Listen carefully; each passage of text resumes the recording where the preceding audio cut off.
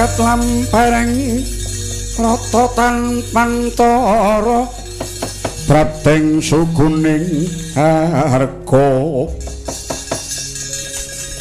Eram tumingaling pakuwon asrine Tenteng saengga praja umyong kang pradonga busekan prajanmu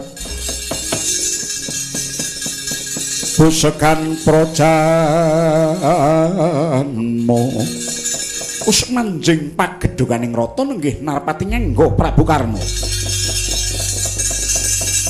kreta winangun pagedhungan tinarik kuda kalih ingkang padha jake padha rusane turta duwe angsar dhewe-dhewe sing siji uga werna putih angsare bisa gampang nggo golek utangan sijine ya werna putih padha jake angsare kena kanggo nglalekke wong sing diutangi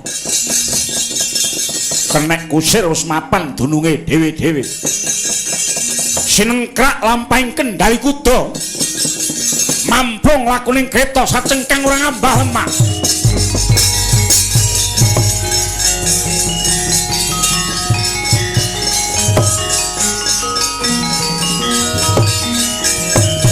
lekat lamparing lototan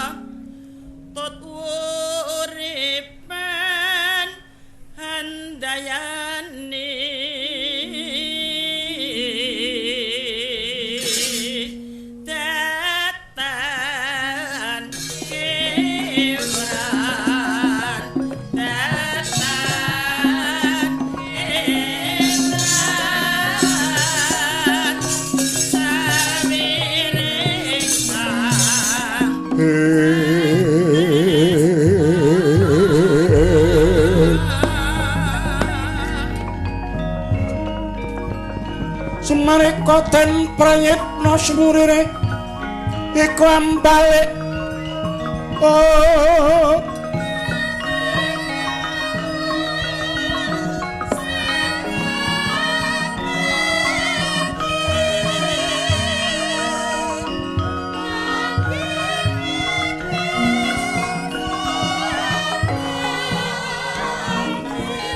Titiyani kandayani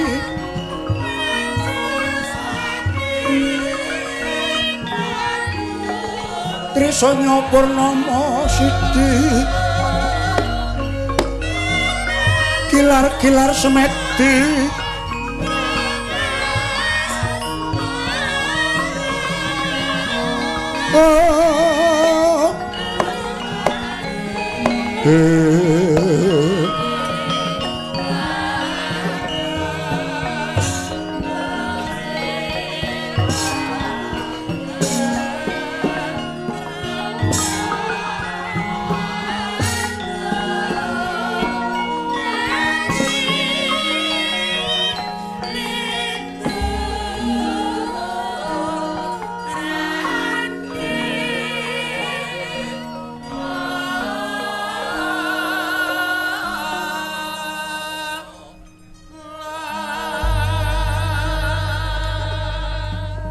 Lengleng ramyaning kang kriya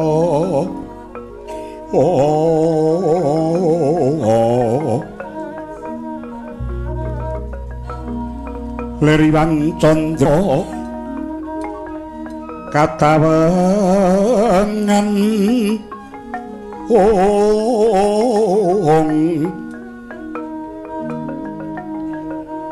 sumo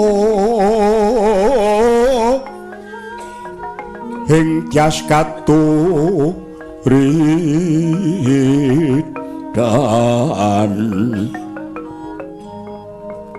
limut kabiat taning rujik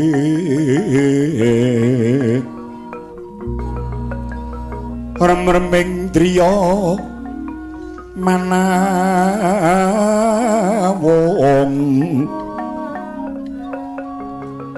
kakuwunging yang sesa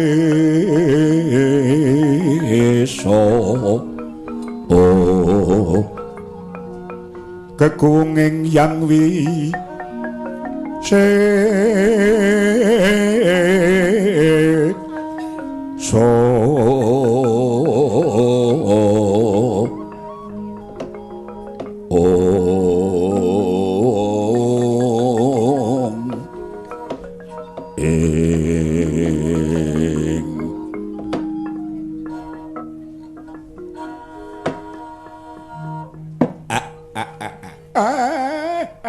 layak prenjak ingganter jagone padha tarung jebul kaya beda lan dina-dina kang wis kepungkur iki ana priyayi muda sing kepareng rawuh ana kene Yun pangapura padha winantu rahayu prapta ndika prapta sampeyan Gus Pringgondani inggih wa Semar rahayu sowan kula kalih sing rubeda manggih ing kayuwanan boten langkung namung pangabekti kula mugi kunjuk Kyai Semaya Yun pangapura sampeyan niku ratu ambak maksih muda tumaruna ning pun mengku bawat praja Nyakrawati mbau denda ampun nyembah ten kula aja nyembah nyang aku Ndara Gatotkaca eneng apa sampeyan rawuh ana kene nyun pangapura lho Semar niku nek eneng omahe dhewe sejatine ora ana sapa wae sing tak basani mboten dados menapa kula inget bilih sejatosipun paduka menika pamonging Pandhawa paduka Kyai Semaya menika dewa ingkang Ejawantah kula nuwun sewu minangka tiyang nem kula menika rumangsa kleru lan dosa dene mboten bisa ngendhaleni pakartining para muda ingkang wedal menika sampun kathah ingkang kedlarung tumindak ingkang tanpa pitung daya-daya kula sowan mriki ing pangangkah kula badhe nyuwun pitedah dawuhipun Siwa Badranaya menggah menapa ing ketah kula lampahi awit dinten menika saya dangu saya ical pengajeng-ajenging para sepuh dhateng para nem-neman awit kawontenan enggal ingkang kados mekaten menika nggih Den Nuwun sewu nggih nek perkara niku kula pun tau ngelikke. Negara niki ora mung butuh nyetak para muda dadi wong pinter. Ning kudu dadi wong sing utama. Puluh pinter njara langit kawruhe sak keranjang koplak ning nek cak-cakane nguripe mboten duwe budi luhur niku terus ajeng giabrak napa. Sakniki maju babakan lair ning ulah batin keplorot. Ulah batin keplorot. Nalaripun kados pundi po? Wong nom-nom niku kae-kae padha manut gubyuk mung apa usume. Bener mboten bener waton melu sing baku aja ketinggalan karo kancane.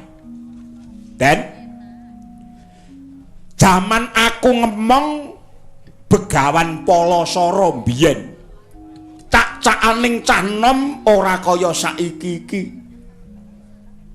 Mbiyen kuwi tanpa enek pasulayan.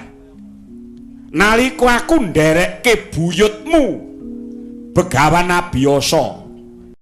Urip niki sik kebak budaya. Lah, nalika kula nderekke ngetutke mbah sampeyan Pandhu Dewanata. Ngendi-endi enenge mung rahayu.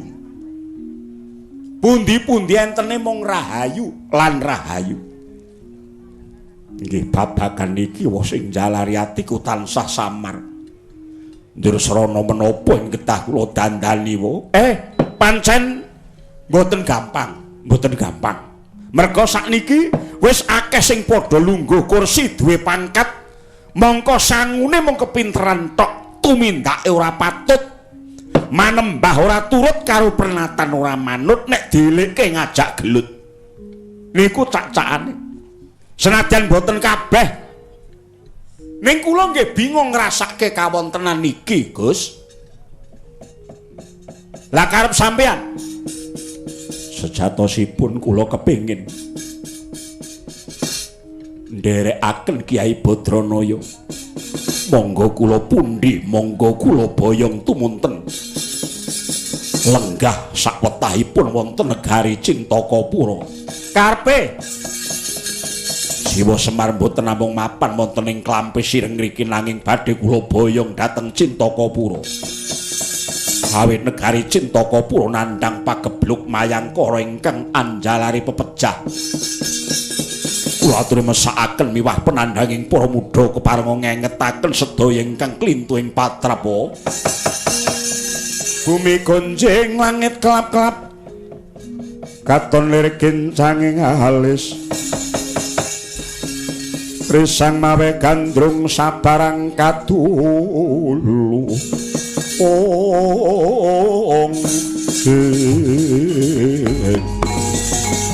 Uger moyak mayek sangking jas baliworo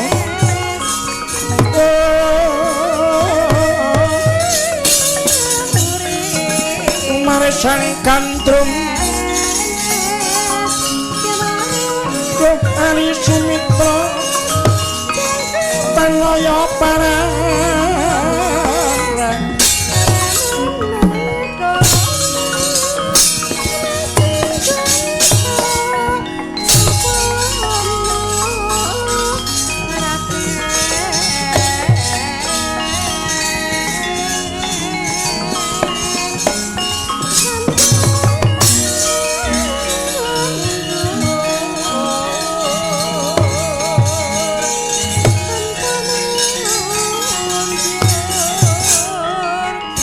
Oh Kyai, oh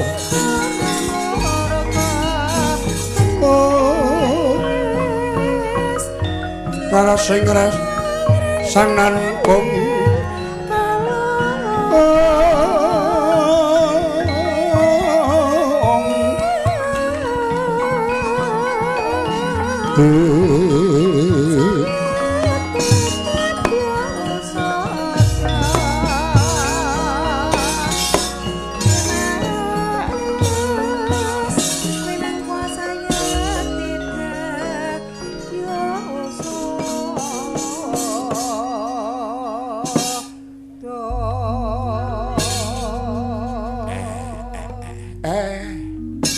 Esuk-esuk dayohku wis ndlidir. Lah nek wingi-wingi dayoh padha manjeri. Dayoh padha ngeteri apa-apa ning iki malah kepethuk sanak lawas. Ndara Anoman dikokok pun tuwek men. Padha Basuki rawuh enten mriki. Aduh, Yai. Kados tinotok Braja Lungit dadaning Anoman dene kula pinanggih kaliyan Sang Ismaya. Aduh, Yai. Inggih, dangu mboten pinanggih. Ya wiwit jaman Ramayana biyen nganti keteman saiki jaman Pandhawa. Jaman Mahabharata wis tekan Pandhawa lagi ketemu. Padha becik Ndara Anoman. Nggih, pangestunipun Bathara Ismaya rahayu. Sowan kula namung bekti kula, Kyai. Mboten sah ngaturke bekti nggih pun padha-padha ngoten mawon. Ingkang wonten wingking panjenengan menika sinten kok gagah sanget. Iki Raden Gatotkaca Satya Pringgondani. Nggih, gulang tepang Gladiwanuh nami kula pun Gatotkaca. Nggih, kula Anoman saking Pancawati. Raden, ora ngono kok janur gunung kadingaren kowe, Anoman? Kiai, menapa Kiai Semar duka? Menapa Kiai Semar mesguling manah dene kesah saking Pancawati? Kowe iki guneman apa? Aku ora nesu. Sing tak nesoni sapa? Aku iki saiki ora tau nesu. Aja meneh wong liya. Anak bojo wae ora tau tak nesoni. Nanging kenging menapa?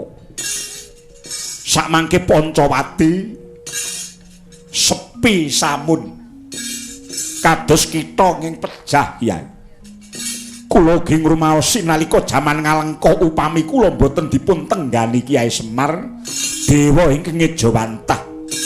Badya sekti kados menapa Anoman mesti boten saged unggul yudanipun mengsah kalian buta Ngalengka. Mila pitutur-pitutur jengandika ingkang tumuju nuntun dhateng lampah kula tetep kula pundi ngantos sakmenika Kiai Semar.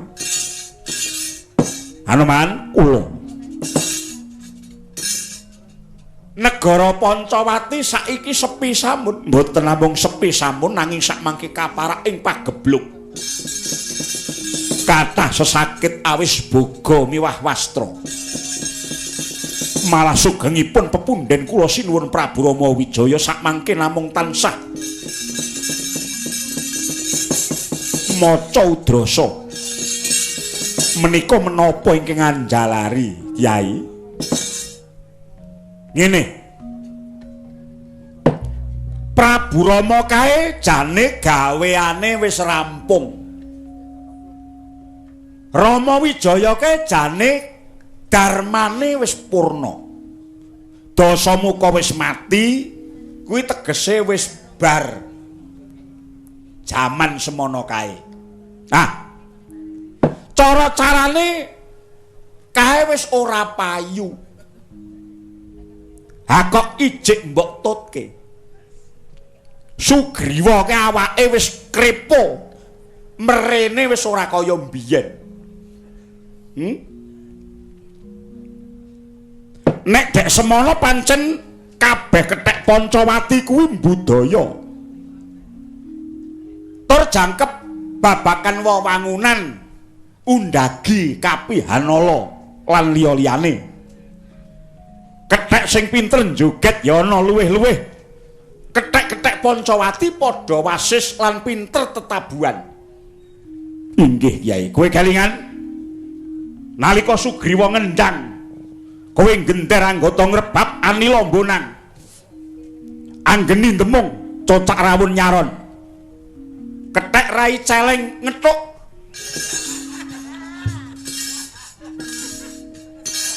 Inggih, Kyai, inggih. Lah iya, kowe eling. Ning kuwi lelakon nalika semono Hanuman. Kula sampun prasetya sumpah badhe nderek sinuwun Prabu Rama Wijaya ngantos sak pejah kula, Kyai. Lah nek matine mengko dhisik Prabu Rama piye? Kula tetep badhe ngupaya titis Wisnu. Dasarmu apa? Kowe kok goleki titis Bathara Wisnu? Awit sampun kacetha bilih Bathara Wisnu menika pakaryanipun agung dene pukulun Bathara Wisnu menika tansah ngreksa dhateng katentremaning jagat. Apa kowe saiki iki isih percaya? Apa kowe saiki ijik percaya lan kowe ijik ngandel nek negara Pancawati kae isih ditunggoni Bathara Wisnu? Iya. Aduh, nyatanipun Prabu Rama tasih jumeneng. Inggih namung gumun kula. Dening Pancawati ketaman pagebluk Mayangkara. Lah iya, nek ngono tegese kowe kudu mikir, kena ngapa Pancawati kok ana wawan kahanan sing kaya ngono? Prabu Rama paring dawuh dhateng kula, bilih rumaoske calon Pamong Agung inggih jengandika Kyai, mila sowan kula ngupaya jengandika kersa Kyai Semaya badhe kula boyong bareng sak lampah kula dhateng negari Pancawati. Bareng sak lampah kula dhateng negari Pancawati. Nyang lunging kadhong malengkong lir kawersan mindha Keswalukar Bendha Keswalukar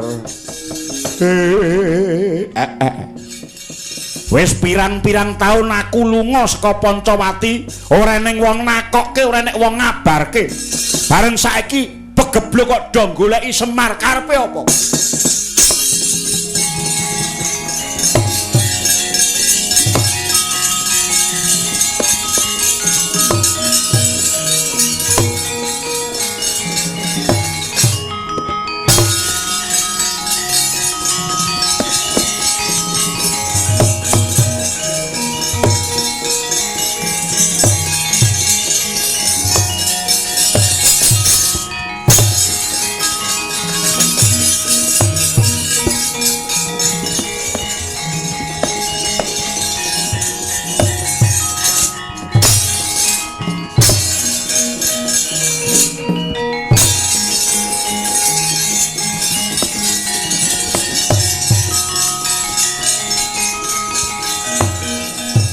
Halo, Sapo.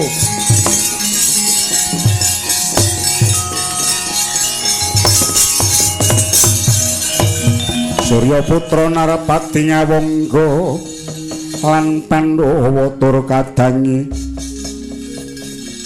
liyan yayah tunggil ibu.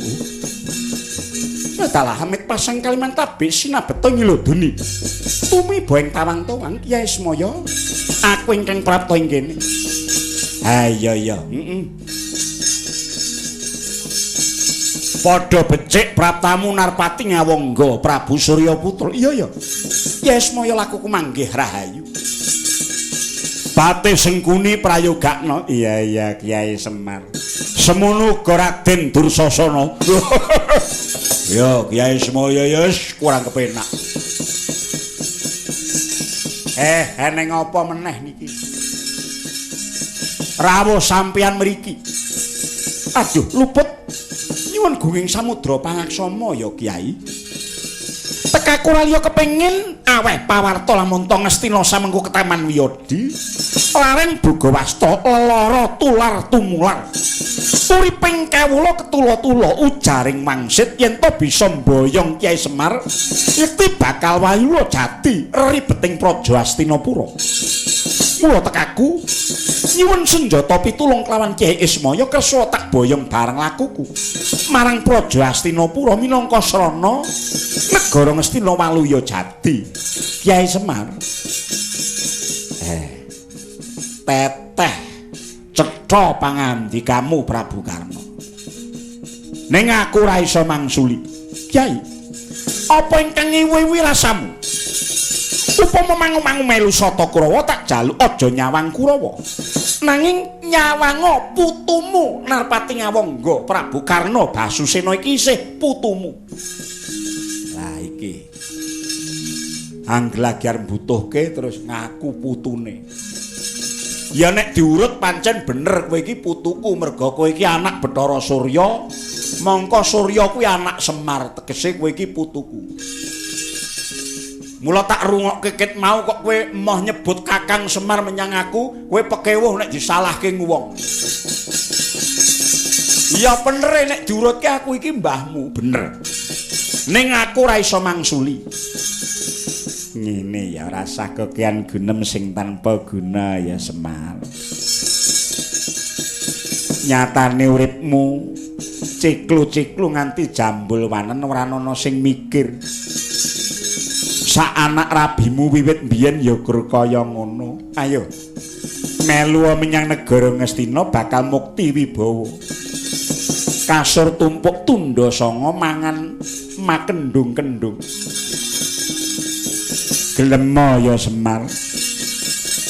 Kowe mesti bakal urip kepenak, ora bakal kecingkrangan. Mangan ora kurang nyandang ora cingkrang. Gelem Semar. Sik nek mung perkara boyong sing ajeng boyong kula niku mboten mung Kurawa ning mang priksani mburi kula niku. Gatotkaca ya arep boyong malah niki sing saka adoh kongkonan saka Pancawati jenenge Anoman. Niki nggih ajeng boyong kula bakal diaturake Prabu Ramawijaya. Dadi nuwun sewu sampeyan ampun ngendel-ndelke. Sing kepengin ditunggoni Semar ki akeh ning nganti dina iki rasaku aku urung kepengin lunga. Bumi gunjing langit lakaton lir gintangalis risang mawe kandrung sabalang kadulu rasah kokian gunem tanpa guna nek pancen sing ngewe-ewe rasamu ki kethek sing plilak-plilik ana mburimu kuwi tak boyonge sisan katut menyang negara Ngastina. Perlune ana Ngastina mengko kowe tak pundi-pundi kowe diaji-aji disunggi-sunggi banjur kethek putih kuwi bakal tak lebokke kebon raja kena kanggo deluk-delukan Kurawa nggo dolanan cangkeme.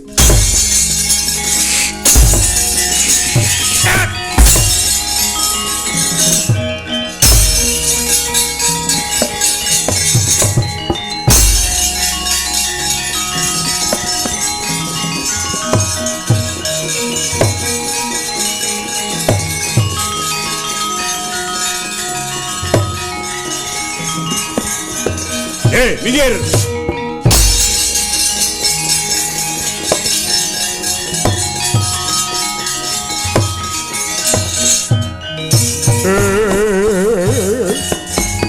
Wah, parah. Oh. Oh.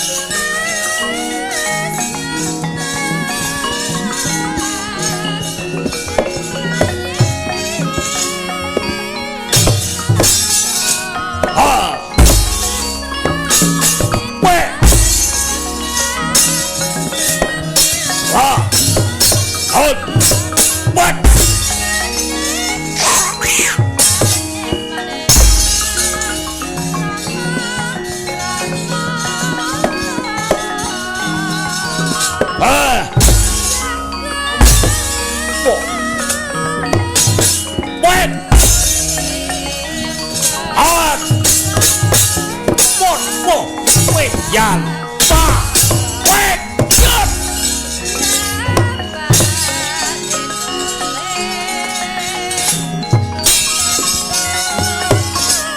wah wah wah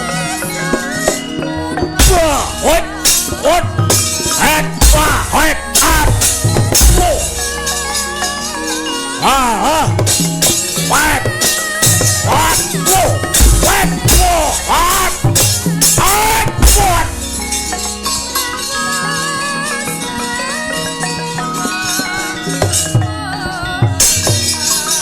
wah ah what what wah what at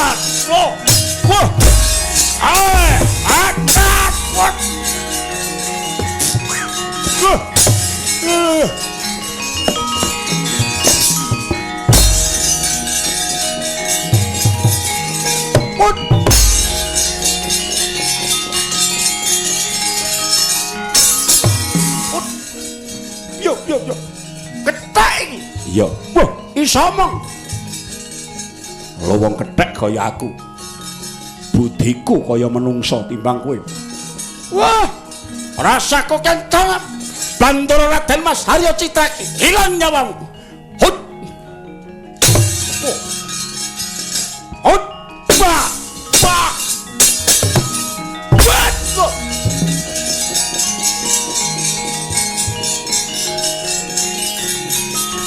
wah awas kowe tak dudutke kre jadi apa kowe lho lah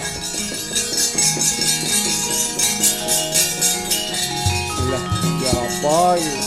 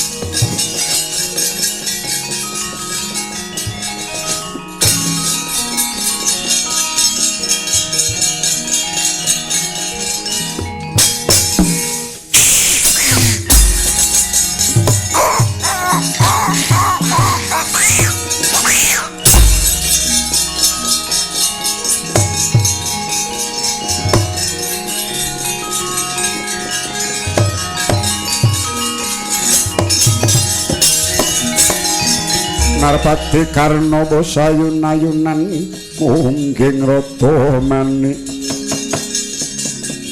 Kusirnata salya opat sugih kendel Bandawan ayo apa Narpati nganggo Prabu Kanora ngobor blarak nanging colok Bathara Surya ayo maju sak gegaman ilang nyawamu kelakon barat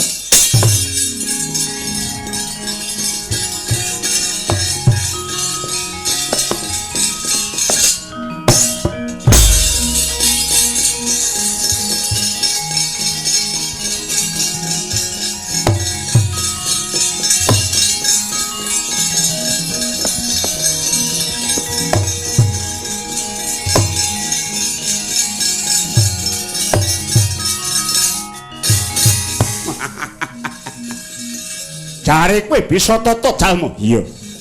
Narpati ngawangga ayo minggat parat. Ketiban tanganku tinjau kerat nyawamu. Hut.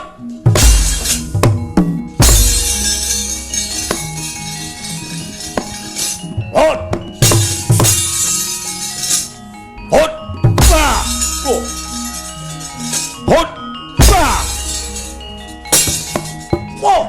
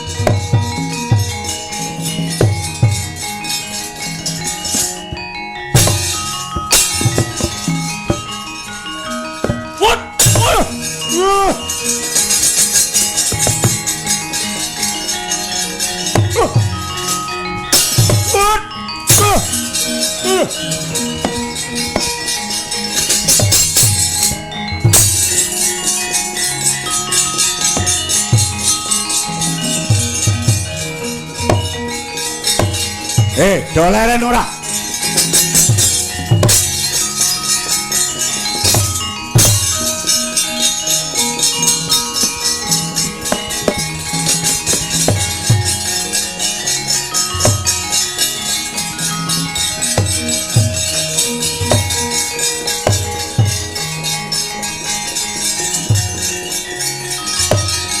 Mandek.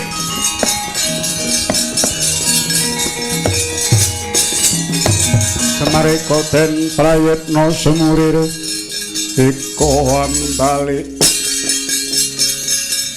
titiyoni kandayani. Enek tebu age artukul diles-iles ditak-itake wong pating dilajik ora tatanan. Dika niku ratu sing mburi nyengingis nika nggih patih. Ning sampean mara dayoh peh ning omahe wong cilik gedhe bal ping 17 terus sampean do ngendel-ndelke. Tanduran kaya ngoten niku tumrape wong sugih kaya sampean niku mboten enten kanggone. Ning nek kanggone wong gedhe bal kaya kula niku kaya emas 17 gentong. Aduh, Kyai Semar Anoman nyuwun pangapura, Kyai. Sampeyan ki ya ngono. Anoman sampeyan teka ning Klampe Sireng ki nggih dayoh. Sing ngakon padudon ki sapa? Aku ora ngakon padu. Nanging serik manah kula. Ing atasipun Kyai Semar sampun nekseni jaman kuncaranipun Prabu Rama. Lan ugi Anoman dados bebau tengenipun Prabu Rama Wijaya. Kula nate dados duta agung dhateng Ngalengka Diraja. Ewadene wonten mriki namung dipun sepelekaken dianggep ingon-ingon kebon raja. Anggepe apa? Patih niku. Kuwi Sengkuni jenenge. Rasa mbok rasake. Pancen wong kuwi nek guneman ora nganggo dipikir nyokrok kiwa tengen ora nganggo dipenggalih. Prabu Kano, apa Kyai Semar? Iki mengko nek diterus-teruske ora woh apa-apa. Sing nandhang rusak ora mung Kurawa. Iki urung ngetokke kasektene. Ambak mung kethek siji, nek wis gelem krida aja meneh Kurawa 100. Mbok nyambat wong sak Haksa ini ora bakal menang karo kethek sing jeneng Anoman. Iki lho wonge sing nekseni nalika jayane Kapiwara jaman Ramayana mbiyen. Nanging sapa wae sing rawe-rawe bakal rantes, sing malang-malang bakal tak butung. Iya kena. Kabeh ki do arep mboyong aku.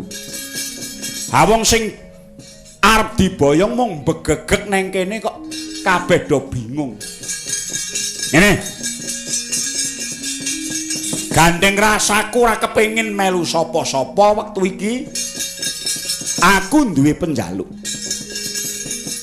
Mbok ngono wit mau bar.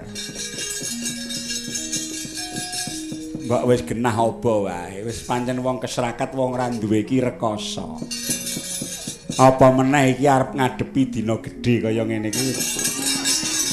Akeh wong ting pecicil. Nek pancen ngakoni wong ora duwe iki ya omong wae ndang obo njaluk apa. Bondo Brana Picis negara Ngastina digrobaki kaya wedhi, ditawu kaya banyu ora bakal enek enteke. Gage omonga Kyai Semar. Ngomong njaluk apa mesti kasembatan. Ora urunga glethek petele ya mung perkara dhuwit tek. Dadak kokean perting sing ayo omong. Kudu pira ayo omong. Ora sah nek kira-kira omong peke ora sah kongkon sapa-sapa. Ora sah makilke sapa-sapa ya omong. Mumpung aku ana kene anggepe apa. Ayo bondo Ngastina kae. Tumpuk undung makendung-kendung kae ora bakal entek gage omong.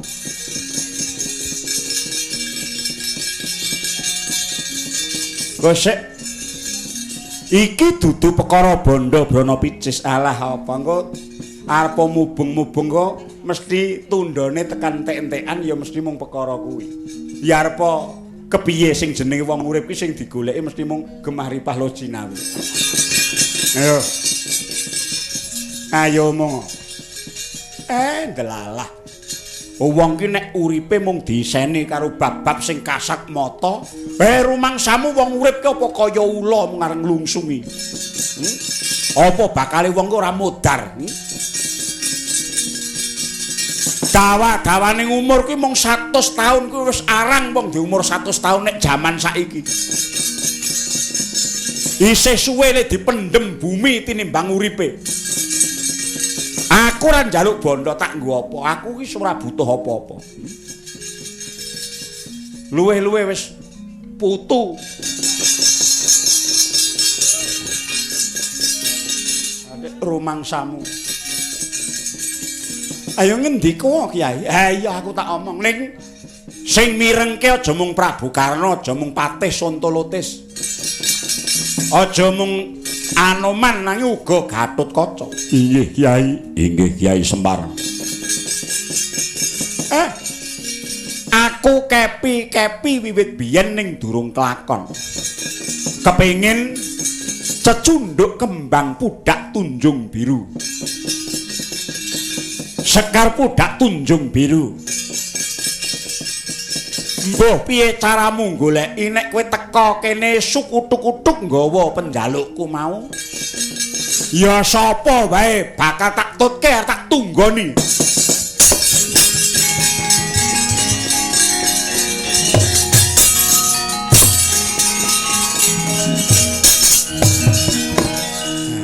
Gampang ya ora omong.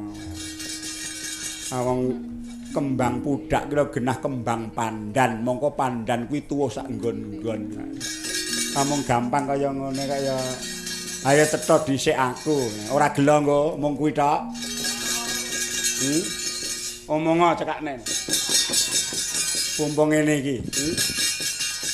Sesuk nek wis dina suci kuwi wis ora neng wong njaluk-njaluk ora neng.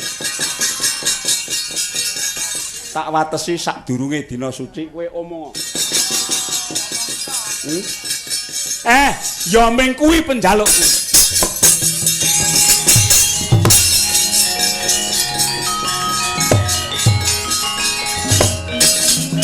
Aduh, Kyai Semar. Piye Hanoman? Sanget boten nginten bilih. pamundhutipun Kyai Badranaya ing Sekar Pudak Tunjung Biru. Inggih Kyai. Nadyan to mekaten kinten kula mboten kados ngendikanipun Patih Sengkuni wae. Tentu kemawon sanes kembang pandan ingkang tuwuh wonten pinggir mergi sanes menika Kyai. Syukur nek kowe tanggap, nek pancen kowe wis tau weruh lan genah nggone golek ana. Nadyan kula dereng nate sumerep, nanging kula tetep badhe matur lan badhe mbudidaya Kyai.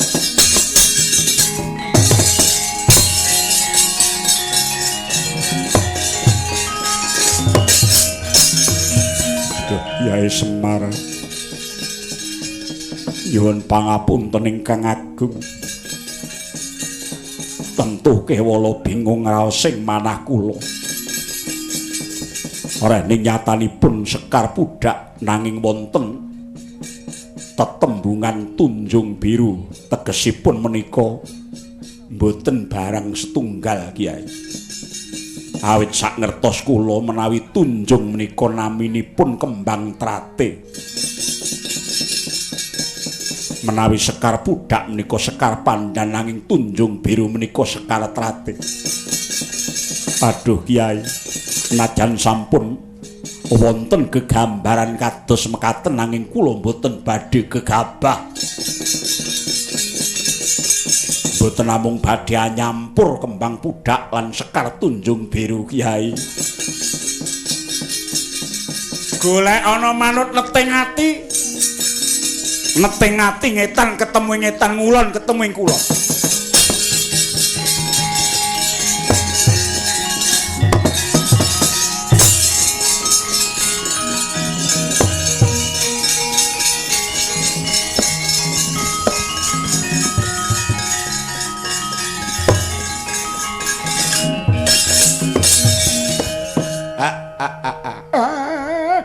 Mbegegek mel sadulita.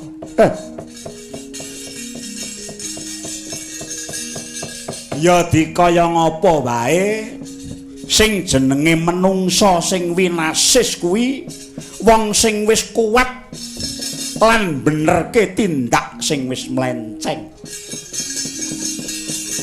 Lah sapa iki? Mongko asor-asoring budine menungsa kuwi wong sing melencengake tindak sing wis bener. Mung nuruti drengki srei.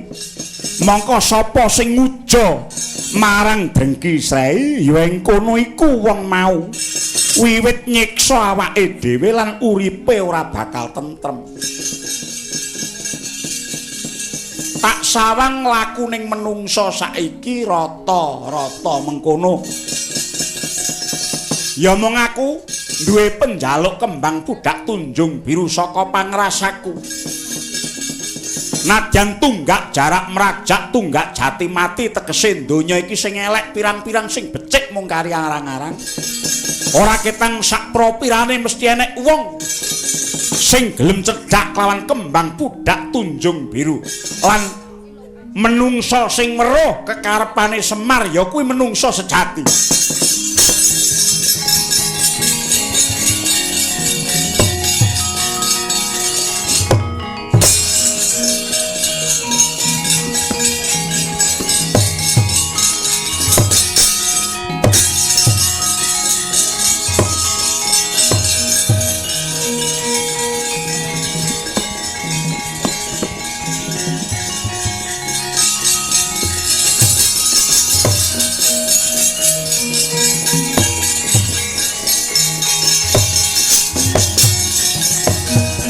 Marih mangsut narimeng kabubudine kang den bawani panganing Kyasukarila. Oh Raden Anoman kados pundi Raden? Aduh kula nuwun sewu Raden. Jebule ngatasipun namung boyong Sang Ismaya cetha mboten gampil. Liripun kados pundi Raden? Nyuwun pangapunten Raden Lesmana. Mesthenipun menawi ngemuti bilih rumiyin tunggil Kula wiwit alit ugi ingkang ngemong Kyai Semar Badrana ya ewa semanten. Ketingalipun sakmangke Kyai Ismaya tebih kalian kula lan boten caket kalian Pancawati. Malah kapara jebul ingkang nampa pagebluk menika boten namung Pancawati nanging ugi klebet negari-negari saindenging bawana. Katondo rikala kula sowan wonten ngarsanipun Kyai Semar kathah ingkang sami kepengin mboyong Kyai Semar. Namung kewawon jebul Kyai Ismaya gadah pamundhut inggih menika Sekar Pudak Tunjung Biru. Sinten kewala ingkang saged mujuti inggih menika ingkang badhe dipun tenggani dening Bathara Ismaya.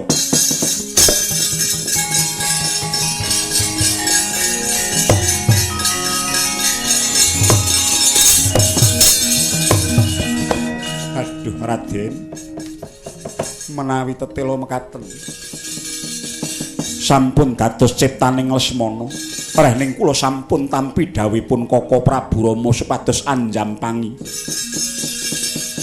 Isin raos kula menawi kula wangsul boten pikantuk damel mboyong Kyai Semar. Mila taunana windanana kula boten badhe wangsul dhateng Pancawati. Monggo gegandhengan kanca. Nadyan to jagat menika kobar dening latu, kula mboten badhe wangsul sakderengipun pikantuk Sekar Pudak Tunjung Biru Raden. Oh.